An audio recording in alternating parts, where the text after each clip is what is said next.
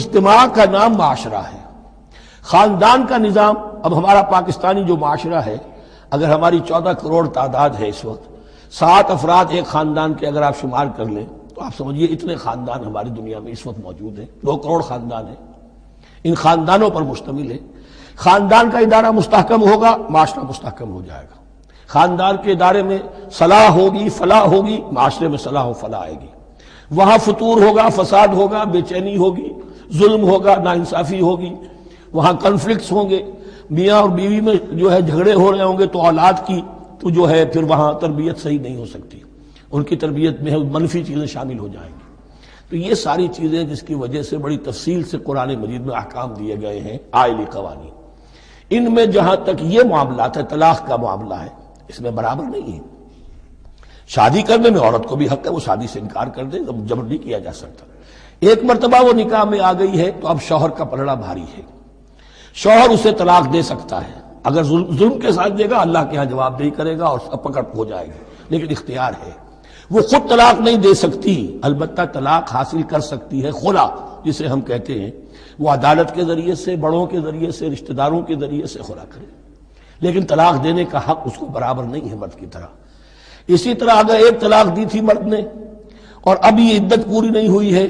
وَبَعُولَتُهُنَّ أَحَقُّ بِرَدِّهِنَّ، اب وہ کہے تو نے طلاق دے دیا، میں تیرے گھر میں بسنے کو تیار نہیں ہوں، نہیں، اختیار مرد کا ہے، عدت کے اندر 3 مہینے کے اندر وہ اس کو واپس لے سکتا ہے، اس کو طلاق رجعی کہتے ہیں۔ یہ تمام چیزیں ایسی ہیں کہ بہرحال خواتین کو اچھی نہیں لگتی، اور آج کی دنیا میں تو جو یہ مرد و عورت کی مساوات کا سلسلہ ہے، یہ شیطان کا سب سے بڑا فلسفہ اور معاشرے میں فساد اور گندگی پیدا کرنے کا اس کا سب سے بڑا ہتھیار ہے۔ اور اب جو کچھ رہی صحیح اقدار ہماری ایشیا کے ممالک جو ہیں، زیادہ تر مسلمان ممالک ہیں، ان میں خاندانی نظام کی جو بچی کھچی شکل رہ گئی ہے اس کو برباد کرنے کے لیے یہ قاہرہ کانفرنس اور بیجنگ کانفرنس، اس ایشیا کا گھیراؤ دونوں طرف سے، مشرق سے اور مغرب سے، کہ عورت کو آزاد کرو، عورت کو اٹھاؤ، ایمینسیپیشن کے نام پر، آزادی کے نام پر، اور مرد و عورت کی مساوات کے نام پر، تاکہ خاندانی نظام ٹوٹ کر رہ جائے، جیسے کہ ان کے ہاں ٹوٹ چکا ہے خاندانی نظام نے۔ یہ کلنٹن صاحب نے کہا تھا اپنے سال 9 کے میسج میں کہ عنقریب ہماری قوم، امریکن نیشن، بہت جلد اس کی اکثریت حرامزادوں پر مشتمل ہوگی، بورن آؤٹ آف ویڈ لاک، وہ کسی شادی کے نکاح کے نتیجے میں کوئی وجود میں نہیں آئے ہیں، زنا کے نتیجے میں وجود آئی بھی قوم ہوگی۔ 1 پیرنٹ فیملی رہ گئی ہے، ماں ہی باپ ہے اور وہی ماں ہے، اور وہ دونوں وہ جانتے ہی نہیں۔ اب وہاں بڑی ایک مہم اٹھ رہی ہے کہ ہر انسان کا حق ہے کہ اسے معلوم ہو کہ میرا باپ کون ہے۔ وہاں تو بہت سے لوگ پتہ ہی باپ کون ہے میرا، کیا پتہ۔ یہ تباہی ہے جو اس معاشرے پر آ چکی ہے، اور ہمارے ہاں بھی لوگ اسی معاشرے کی نقالی پر چل رہے ہیں۔ اور یہ نظریہ مساوات مرد و زن جو ہے یہ بہت ہی یوں سمجھیے کہ تابناک اور بہت اچھے الفاظ کے ساتھ سامنے آ رہا ہے۔ البتہ اس کا دوسرا رخ بھی ہے، اسلام نے عورت کو جو حقوق دیے ہیں بدقسمتی سے ہم مسلمانوں نے وہ بھی ان کو نہیں دیے۔ اس کی وجہ یہ ہے کہ ہمارے اوپر ہمارا ہانٹ کر رہا ہے ہمارا ہندوانہ پس منظر۔ ہندوؤں کے معاشرے میں عورت کی کوئی حیثیت نہیں، نہ اس کی وراثت کا حق ہے، نہ وہ بیوہ ہو جائے تو جینے کا حق تھا اس کو، وہ تو پھر ستی ہو جانا چاہیے اس کو، اس کے لیے تو زندگی کا حق بھی نہیں ہے، وراثت تو بہت دور کی بات رہی، کوئی پراپرٹی کا کوئی سوال نہیں، کسی طرح کی کوئی حیثیت نہیں، کوئی لیگل اینٹیٹی نہیں۔ لیکن ہم مسلمان تو ہو گئے، ہمارے آباء و اجداد، تربیت ہوئی نہیں، لہذا ہمارے اوپر وہی تصورات ہیں، عورت کو جو ہے پاؤں کی جوتی کی طرح سمجھنا۔ یہ جو کچھ ہم کر رہے ہیں ان کے جائز حقوق بھی انہیں نہیں دیتے، اس کے نتیجے میں ہم جو مغرب کا ہم پر حملہ ہے اس کو مؤثر کرنے میں گویا ہم مدد دے رہے ہیں۔ اگر ہم اپنی خواتین کو وہ حقوق نہیں دیں گے، اگر ان کے لیے جو اللہ نے جو مقرر کیا ہے وہ انہیں نہیں دیا جائے گا، تو ظاہر بات ہے کہ رد عمل میں پھر جو یہ نعرے ہیں اور بڑے خوشنما جو دعوت اٹھتی ہے وہ لازماً انہیں کھینچ کر لے جائے گی۔ تو اس طرف بھی خیال رکھیے، اور ہمارے ہاں دیندار گھرانوں میں خاص طور پر یہ بات ہوتی ہے، اس کو سمجھنا چاہیے کہ عورتوں کے کیا حقوق ہیں، ان کی دلجوئی کتنی کرنی چاہیے۔ حضور نے کیا فرمایا ہے؟ خیرکم خیرکم لأہلہ وانا خیر لأہلی، خیر منکم لأہلی، تم میں سے بہترین لوگ وہ جو اپنے گھر والوں کے لیے اچھے ہوں، بہترین لوگ وہ ہیں ان کے حقوق کا لحاظ ہو، ان کے ساتھ سلوک ہو، ان کی دلجوئی ہو،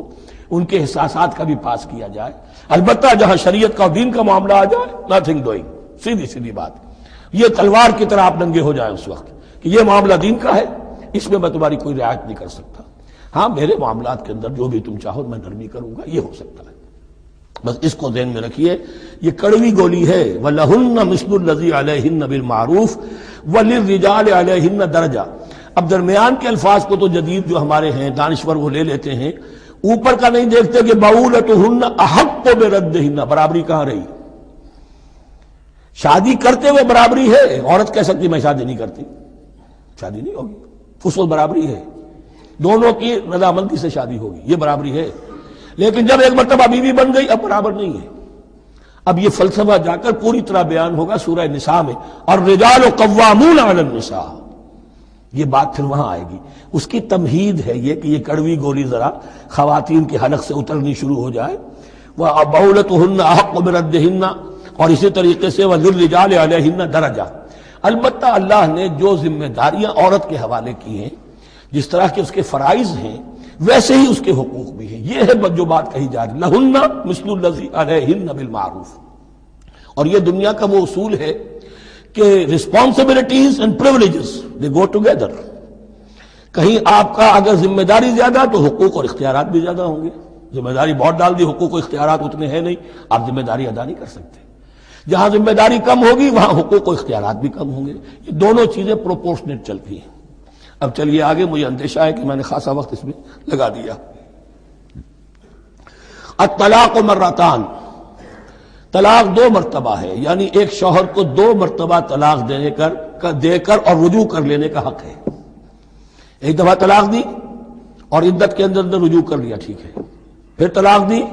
اور عدت کے اندر رجوع کر لیا، ٹھیک ہے، تیسری مرتبہ طلاق دی اب رجوع نہیں کر سکتا۔ الطلاق مرتان، دو مرتبہ ہو سکتا ہے۔ فَإِمْسَاكٌ بِمَعْرُوفٍ أَوْ تَسْرِيحٌ بِإِحْسَانٍ، اب اس کے بعد فیصلہ کرو، یا تو روکو اس کو اپنے گھر میں تو وہ بھی نیکی کے ساتھ، بھلائی کے ساتھ، تنگ کرنے کے لیے نہیں،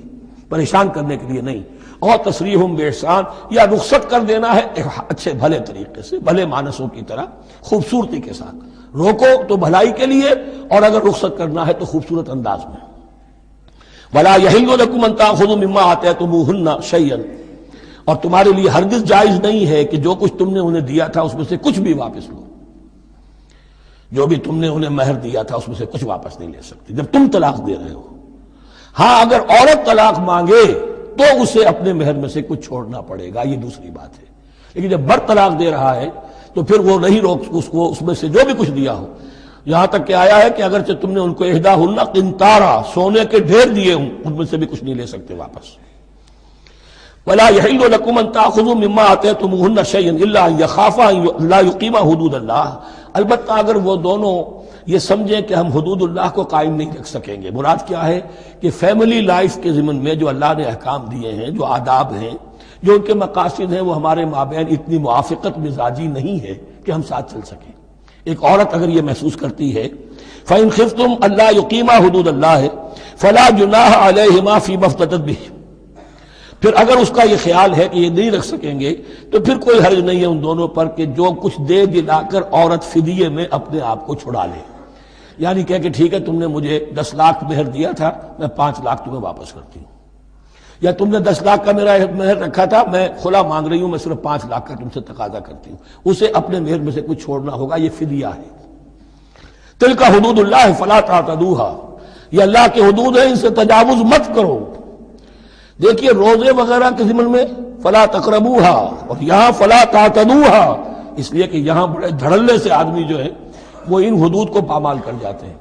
قانون یہی رہ جاتا ہے، روح اس کی ختم ہو جاتی ہے۔ وَمَن يَتَعَدَّ حُدُودَ اللَّهِ فَأُولَٰئِكَ هُمُ الظَّالِمُونَ، اور جو اللہ کے حدود سے تجاوز کرتے ہیں وہی ظالم لوگ ہیں۔ فَإِن طَلَّقَهَا، اب اگر تیسری مرتبہ طلاق دے دی، الطلاق مرتان تو ہو چکا نا، اس کے بارے میں سارے احکام آ گئے، لیکن اب اگر دے دی مراد ہے تیسری مرتبہ، فَإِن طَلَّقَهَا فَلَا تَحِلُّ لَهُ مِن بَعْدِ حَتَّىٰ تَنكِحَ زَوْجًا غَيْرَهُ، تو اب وہ اس کے لیے جائز نہیں ہوگی جب تک کہ وہ عورت کسی اور شوہر سے شادی نہ کرے، اس کو حلالہ کہتے ہیں۔ لیکن یہ حلالہ کروانا یا کرنا اور کسی کے ساتھ یہ معاہدہ کرنا تم شادی کر لو پھر طلاق دے دینا، اس پر لعنت فرمائی ہے، حضور نے لعنت فرمائی ہے۔ اور ہمارے ہاں علم میں آتی ہے، یہ بات سننے میں آتی ہے کہ بہت سے علماء نے اس کو دھندا بنا رکھا ہے، حلالہ مولوی مشہور ہیں مختلف شہروں کے اندر.